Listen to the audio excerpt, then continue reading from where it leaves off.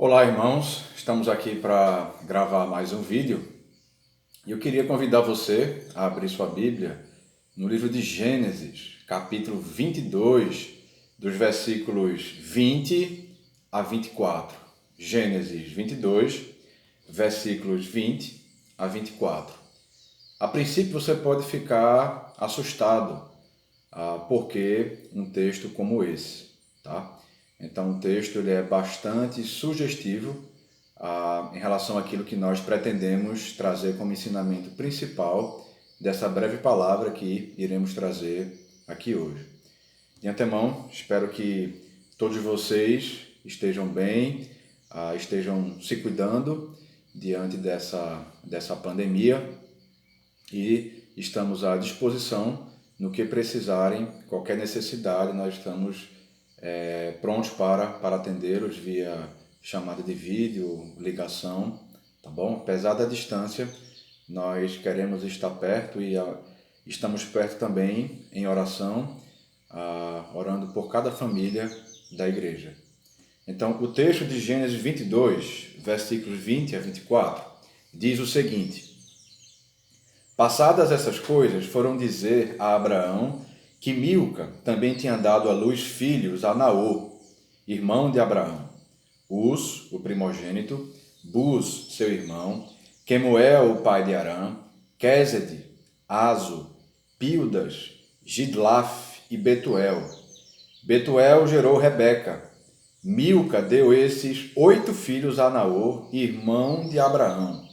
A concubina de Naor, cujo nome era Reumá, lhe deu também à luz filhos Teba, Gaã, Taás e Maaca.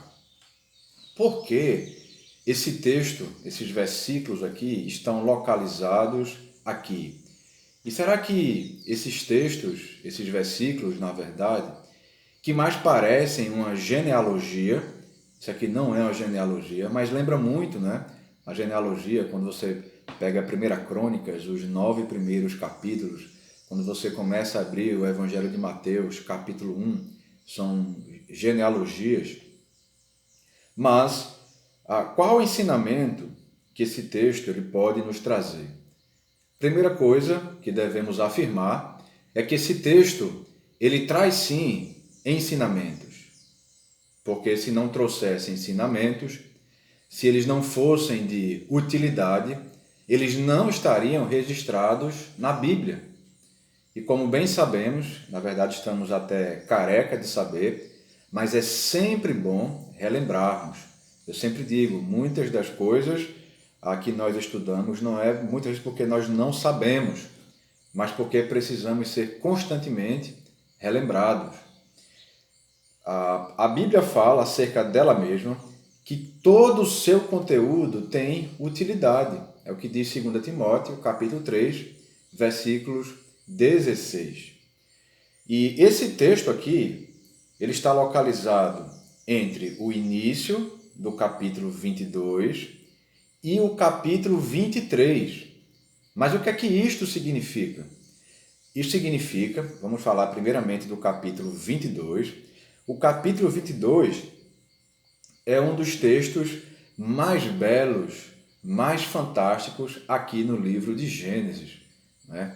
Eu acho que talvez só o clímax da história de José do Egito no final do livro e esse texto aqui de Gênesis 22, do versículo 1 ao versículo 19, são textos maravilhosos, são textos sublimes, em alegria, em brilho, em cor.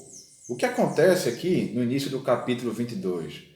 Abraão ele é posto à prova para sacrificar Isaque, o seu único filho, a quem ele muito amava.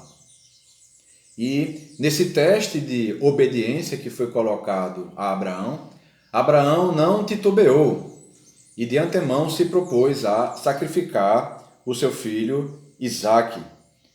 E é interessante, o verso 4 do capítulo 22, a fé que Abraão tinha diante da missão que tinha de obedecer a Deus sacrificando Isaque. O versículo 4 diz assim, versículo 5. Então disse aos servos: esperem aqui com o jumento. Eu e o rapaz iremos até lá e, depois de termos adorado, voltaremos para junto de vocês. Ora, Abraão não estava desacreditando a Deus. Ele ia para matar o seu filho. No mínimo, Abraão cria que Deus poderia ressuscitá-lo ou prover qualquer outro tipo de livramento que daria ali quando Abraão estivesse pronto a sacrificar Isaque. O capítulo termina exatamente com Abraão obedecendo de maneira muito confiante, só que quando ele estava prestes a sacrificar o seu filho Isaque, o anjo do Senhor, e esse anjo do Senhor, na verdade, era o próprio Senhor, como diz os versículos 15 a 17, que o anjo do Senhor falou, e no versículo 16, esse anjo do Senhor é identificado como o próprio Senhor. E um cordeiro foi dado ali como substituto, como aquele que iria ser sacrificado no lugar de Isaque. Não há como ler esse texto aqui e não lembrar do sacrifício substitutivo, no sacrifício de Cristo em prol de muitos da humanidade. E esse capítulo maravilhoso, belo, ele é sucedido exatamente com o texto que nós lemos aqui. Mas agora vamos olhar o que vem depois. Vamos olhar o que tem no capítulo 23 de Gênesis. No capítulo 23 de Gênesis, você tem o oposto do que aconteceu no capítulo 22. Por quê? Nós temos aqui a morte de Sara, a esposa de Abraão. Perceba que acontecimentos temos no capítulo 22 para o capítulo 23. Profunda alegria, passamos agora para profunda tristeza.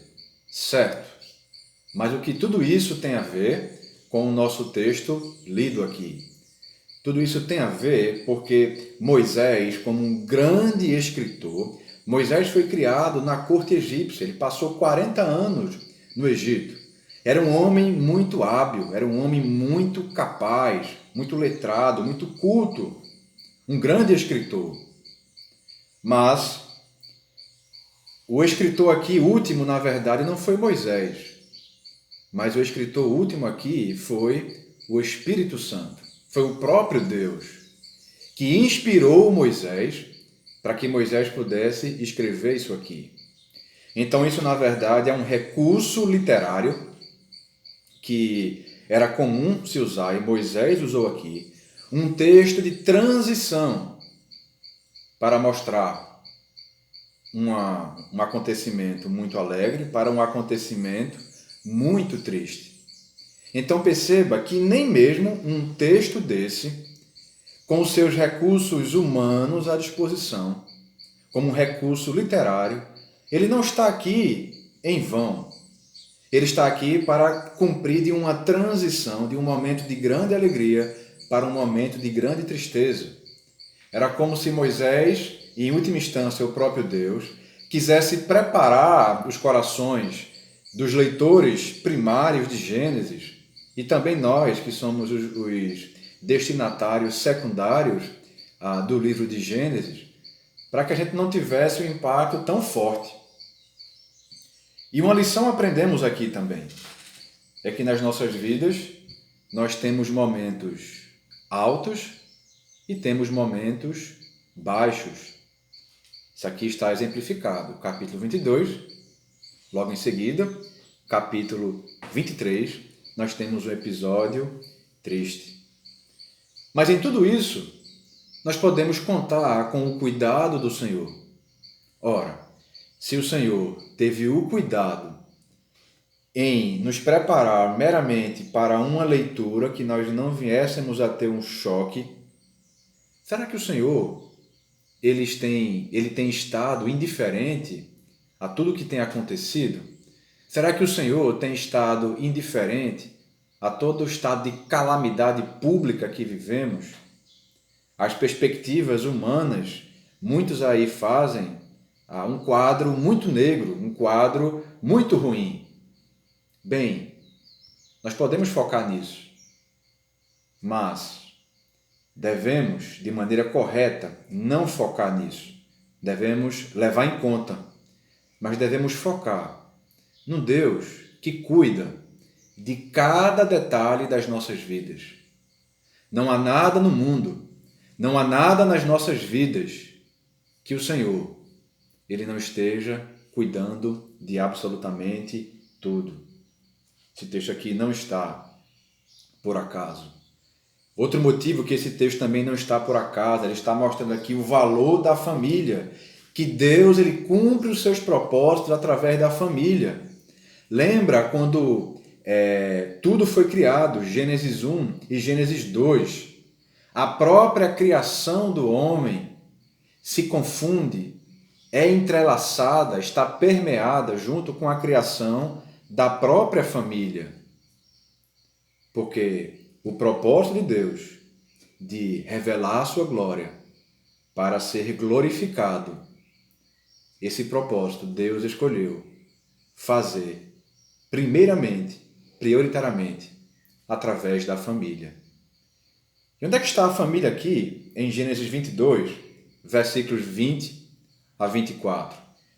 Aqui o personagem humano central, se você prestar atenção, está no verso 23. Rebeca aparece aqui pela primeira vez. E se você caminhar um pouco mais no livro de Gênesis, você vai ver Rebeca no capítulo 24 de Gênesis. O que é que está acontecendo? Rebeca ela começa a ser apresentada. Rebeca entra agora no cenário. Através de quê? Através da família. E aqui temos uma história muito maior do que a família de Naor, do que a família de Abraão. Aqui a família maior que nós observamos aqui é a história da redenção. Porque sem Rebeca não teríamos Jacó. Sem Jacó não teríamos Judá. Sem Judá não teríamos Davi. E sem Davi nós não teríamos o filho de Davi, o Messias, o Rei, o Salvador, o Senhor, o Todo-Poderoso, que reinará pelos séculos dos séculos, ainda que ele reine hoje, mas o seu reino será absolutamente consumado. Percebem como um texto como esse não está por acaso? E daí podemos associar isso a tudo que temos vivido com essa pandemia. Eu não sei você, mas tem hora que a gente fica até abusado de ouvir tanto sobre isso. Mas entendemos que ainda devemos continuar a pregar, levando isso em conta. Lembro-me de um grande pregador, não vou chamar ele de o príncipe dos pregadores, porque esse título deve ser dado ao Senhor Jesus, não a esse pregador, que foi um grande homem de Deus, chamado Charles Spurgeon. Ele dizia que nós devemos pregar numa mão com a Bíblia e na outra mão com o jornal, para que possamos contextualizar a nossa pregação. Mas nós não temos, diante dessa pandemia, um Deus fraco. Um Deus que disse assim, eu permito ou não permito que isso aconteça. Quando falamos da vontade de Deus, nós falamos de dois aspectos da vontade de Deus. O primeiro aspecto da vontade de Deus é a sua vontade revelada. O que é a vontade revelada de Deus? Aqui, a Bíblia, que Deus quis revelar para o homem, está aqui, escrito. E nós temos a vontade decretiva de Deus. É tudo o que acontece que nós não sabemos, ou se sabemos, sabemos porque já aconteceu, é aquela vontade misteriosa de Deus. Deus ele não é aquele Deus limitado que vai dizer eu permito que isso aconteça ou não permita. Não permita. Não. Tudo é vontade de Deus, ou revelada, ou são decretos do Senhor. Observamos isso no dilúvio. Deus planejou o dilúvio. Observamos isso na destruição de Sodoma e Gomorra. Deus planejou a destruição de Sodoma e Gomorra. Observamos isso também na grande tribulação, que começará, mas que também terminará. Lembro-me que, acho que no primeiro vídeo que gravei, disse que nenhuma tempestade ela dura para sempre. De fato, nenhuma tempestade ela dura para sempre. E, para que possamos exemplificar isso de maneira clara, vamos ler Gênesis 41, o versículo 32. O contexto aqui é que José já tinha interpretado os dois sonhos do faraó, que tinham o mesmo significado. Tá? E quando ele já dá a interpretação para o faraó dos sonhos que já haviam sido interpretados, José diz assim, Gênesis 41, verso 32. O sonho de faraó foi repetido, porque a coisa é estabelecida por Deus. E Deus se apressa a fazê-la. Percebam que a grande miséria que viria sobre a terra foi estabelecida por Deus. Lembrei de outro texto agora. 2 Samuel 24, a partir do verso 10, que também é repetido em 1 Crônicas, capítulo 21, versículo 1. Quando Davi, influenciado por Satanás, como diz 1 Coríntios 21, 1, resolve fazer o censo do povo, resolve contar quantos homens ele tinha. Não devia fazer isso, porque 2 Samuel 24, 10, fala que o coração de Davi pesou, como se ele entendesse que não deveria fazer aquilo, mesmo assim ele fez. E o Senhor, como consequência, planejou e estabeleceu a peste. Mas isso não anula, em hipótese alguma, a responsabilidade humana. Deus decreta, mas o homem também. Ele é responsável pelos seus atos. Ele é responsável pelas suas ações. Como entender isso? Pois bem, nem o apóstolo Paulo, que foi o maior missionário, o maior pastor depois do Senhor Jesus Cristo, o grande escritor do Novo Testamento, nem mesmo o apóstolo Paulo, se você ler Romanos 9, você vai entender o que estou dizendo, nem mesmo o apóstolo Paulo conseguiu entender isso. E devemos colocar algo na nossa cabeça, na nossa cachola. Nós devemos crer nessa verdade, porque a Bíblia fala as duas coisas. Leia Gênesis 45, versículo 8, Gênesis 50, 20, Filemão, versículo 15 e 16. Você vai entender. Deus é soberano, mas o homem também é responsável pelos seus atos. Nós não entendemos. Estudar a Bíblia. Nós devemos colocar isso como um pressuposto ao estudar a Bíblia, que nem tudo nós vamos conseguir entender. Mas muita coisa nós não precisamos entender. Muita coisa nós precisamos crer. Porque se nós só crermos naquilo que entendermos, não haverá diferença de nós para um liberal ou até mesmo para um herege. Então que essas verdades possam fazer morada nos nossos corações, nas nossas mentes. Nós temos um Deus forte. Nós temos um Deus forte.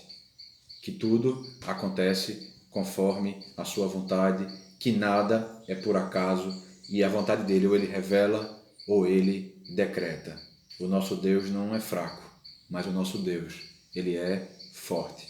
Que o Senhor nos abençoe, que o Senhor abençoe ricamente a sua vida, a sua família.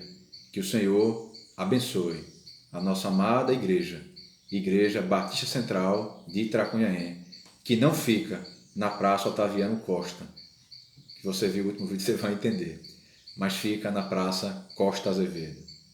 Deus nos abençoe.